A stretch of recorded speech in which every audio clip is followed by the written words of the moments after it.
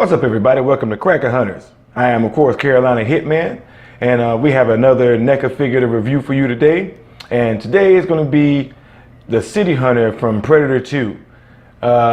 Anybody who knows me knows I despise that movie, but it's still a Predator movie, and it has a cool-looking Predator. So I'm giving y'all a good look at the box right now, as we can see some of the things that are inside of it. You can see the spear and the skull.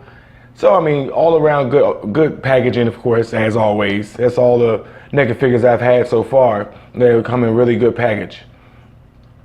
So, of course, to give you all a good look at the artwork and things like that from on the box. You can see, I guess the alias that this one goes by, or I guess it's called in the movie, is a Ghost. The weapons that he uses are the net launcher, the disc, the plasma caster, and the wrist blades, and that spear as well. I guess he is part of the Lost Hunters clan that it says is shrouded in mystery. So I guess he's part of the Lost Hunters. But of course, you see, like I said, good artwork all the way around, good packaging, and you can see a lot of the materials inside.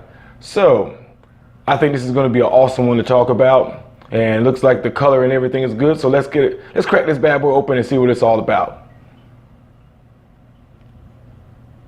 All right, everybody, so we got the figure outside the box. And color looks good and everything. So let's give you all some close-ups. And of course, you know, the articulation, we like to go over that. Arms, really good articulation. With a shoulder blaster out the way. I guess you could take this off. Let's see. Well, no, it's connected. So it makes when they put armor on the side like this, it does make it a little more difficult to actually move it out a little bit wider. But a small price to pay, I guess.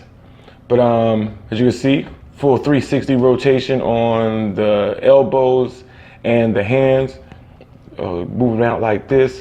You can't really move it out. I mean backwards. It only can move forwards like this, as you can see. Overall, pretty good. Legs, of course, you know, they got the double joints, you know, right here and one right there. And of course, as always, 360 rotation on both feet. And of course, the other legs has the same articulation with the knee joints, you know, right here. Let's see, there we go. And right, this one's a little stiff. It's coming out the package. It does have it because I can see the ball right here, as you can see. So it can bend, but it's a little stiff right now, brand new. Because, you know, wrist blades. And the wrist blades, of course, like we talked about before in one of my previous reviews, it does make it a little difficult to rotate the hands because of the wrist blades. But I think that's a fair trade-off. And of course, 360 rotation on this arm as well. You know, up, down. No, pretty good, pretty decent articulation. Waist, as you can see. This can actually do a full 360, but it's going to get caught in this. So just be careful when you do that, because it'll get caught in the ropes or whatever's holding his loin cloth on, or whatever you want to call that. Comes with whatever this was. I forgot what it was in the movie, but it does come with this. But the paint details, pretty good. You know, I don't think it could be as detailed as some of the like Sideshow collectible paint jobs, but you know, overall for just a regular, fully articulated collector's piece, toy. Okay, let's just call it what it is, toy. But for something like that, the paint job is actually really good. So like I said, I do love the paint job, and of course they do a good job on the wrists, as my friend Anubis likes to call it, the petty bomb, because they don't like to lose. So they just blow the whole place up. But yeah, you got the petty bomb, his wrist blades, of course the helmet itself right here. And then this actually has pretty decent articulation. This actually moves a lot further than a lot of the other Predator NECA figures I reviewed. So this one's actually pretty good. Doesn't move up and down too much, and I think that's more along the lines because of his dreads, you see. And they did something a little different, because before, out of all the other ones I've reviewed, they actually had the shoulder cannon that you can just put on. They actually made this one to where it's actually a part of the figure itself. And of course, you know, moves up and down. It actually moves up and down through the slot right here, as you can see. Dreads are pretty good. Not nothing that's impressive, but you know, just basic dreads. I think the ones from the previous one, I think it was from the the Enforcer Predator, his dreads were amazing. But these are just, you know, decent dreads, nothing spectacular. Got a little pouch right here. So they come, it's pretty well done. I do like the coloring as far as his armor. And me and Manuas were talking about it. Looks like it's bronze or whatever. I forgot what metal when it rusts or whatever you want to say it does. It has this greenish hue to it, a little greenish bluish hue to it. So I'm not sure exactly what metal. I thought it was bronze or something like that that does that. If y'all know, just please leave a comment in the comment section. Let me know what metal does that, because I forgot. But it has it all the way around on each part of his armor, you know, where it's weathered. And I think they do a good job on the weathering as well.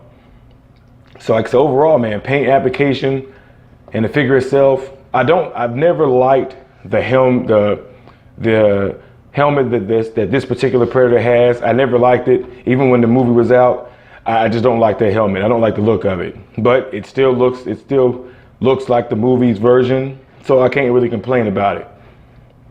So overall, paint application, you know, figure itself, the articulation, all top notch. I think there's a little less articulation. I think this is one of the earlier series, so I don't think it has as much articulation as the Enforcer or even what was the other one I reviewed? Whatever other one I reviewed. It doesn't have as much articulation as those two Predators, but overall I still think it's pretty good. So what we're going to do now is I'm going to, first, let's do this first. Show you some of the accessories that the package came with. So we have the human skull, his spear, and the display that he used inside the movie. So I'm gonna put all this stuff on so you can see what it looks like. So just bear with me. I'm gonna just, I guess, put all the stuff on. So as you can see, everybody, I have some of the just about all the accessories that came with the package. His disc blade is actually put on the disc blade holder. You can see them holding the spear and the human skull, which actually is pretty awesome, by the way. But as you see, that's all the accessories added on. So like I said, overall, I like the Enforcer and the other Predator review I had. I like those figures more. But this one is still a very good collectible to have. You know, I love the human skull, even the spear. Like I said, the paint application was good, and so is the articulation. I'm not a fan of the helmet, but that's just one of the things I'm nitpicking about, because I hate that movie too, by the way. But overall, I think this is a really good collectible figure to have for Predator fans and NECA fans alike.